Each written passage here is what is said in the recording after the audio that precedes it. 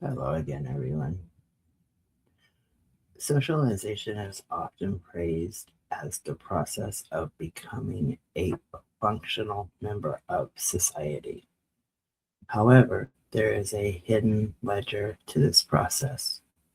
Every time we pivot to meet an unspoken expectation, the baby who stops crying to please a stressed parent, or the adult who suppresses an opinion to keep the peace at work, we pay an internal tax.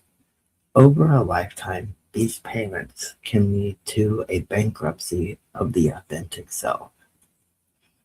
The most significant cost of living for others' expectations is the silencing of one's own intuition. When a child learns that throwing food leads to three different reactions: mercy, discipline, and laughter, they begin to prioritize external scanning over internal feeling. If this persists into adulthood, the individual may lose the ability to identify their own desires.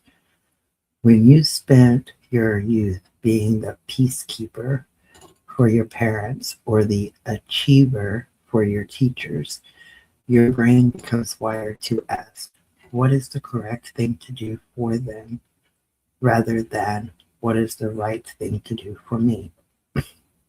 This leads to a profound sense of alienation from one's own life, as if you are a secondary character in your own story.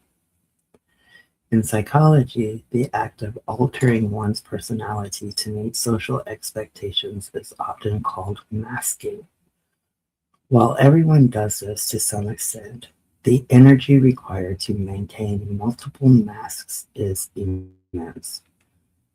The professional mask, maintaining a stoic, unflappable demeanor.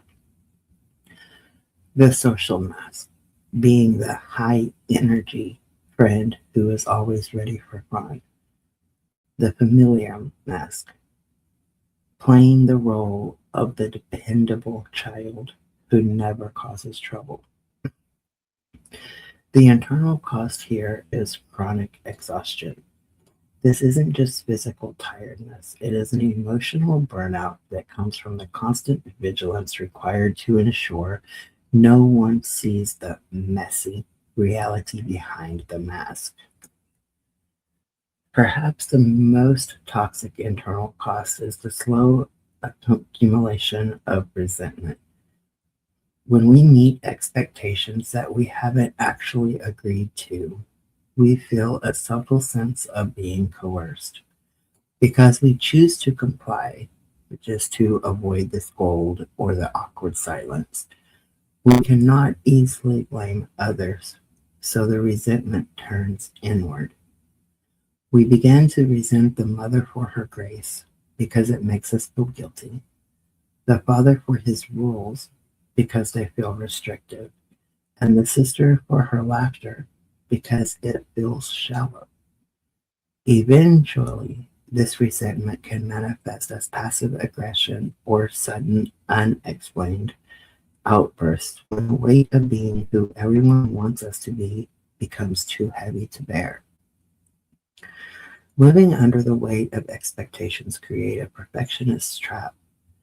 If people love you for the version of yourself you present to them, a deep-seated fear develops. If I stop meeting their expectations, will the love disappear? This turns the safety net of social connection into a cage. The baby in the high chair eventually becomes the adult who is terrified of making a mistake, not because of the mistake itself, but because it might shatter the illusion they've worked so hard to maintain. The internal cost of expectations is high, but it is not a debt that must be carried forever. The path to debt forgiveness involves a process of disappointment. To find oneself, one must eventually be willing to disappoint the mother, the father, the boss, or the digital audience.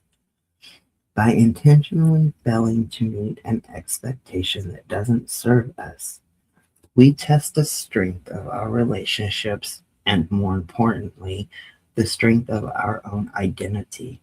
We move from being a mirror that reflects the world to being a light that shines from within.